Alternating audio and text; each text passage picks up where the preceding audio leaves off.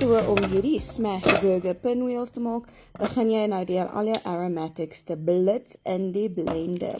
Then from there, of course, begin ons met beef mince. Ek gebruik lean beef mince. It's starting to look less and less lean if you ask me.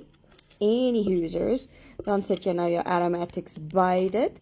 En dan wil jy natuurlik ook jou spices add. Dit is paprika, barbecue spice, masala, onion powder en dan garlic flakes. I mean, you cannot go without garlic.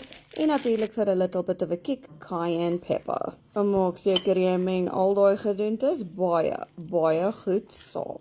From there, gaan ons wraps begin vul en roll en cut. En ja, jou oë are not deceiving you. Dit is hande wat jy daar sien, sonder handskoene. Ek glo vas, my hande, wat ek seker 20 keer gedurende one cook was, is baie skoner as wat gloves ooit sal wees. En ek maak tog ook seker niks gaan onder my naels in nie, because that just feels gross. Dan of course, because it is pinwheels, dan gaan ons nou vir hulle sny en op 'n skewer sit, and then put it in a pan om te fry. Ek moet erken, ek het myne vir 'n bietjie die oond gesit op na die tyd, just to make sure it's cooked through all the way to the middle. Maar terwyl daai dinge nou alles gebeur, maak ons net 'n vinnige dipping sauce.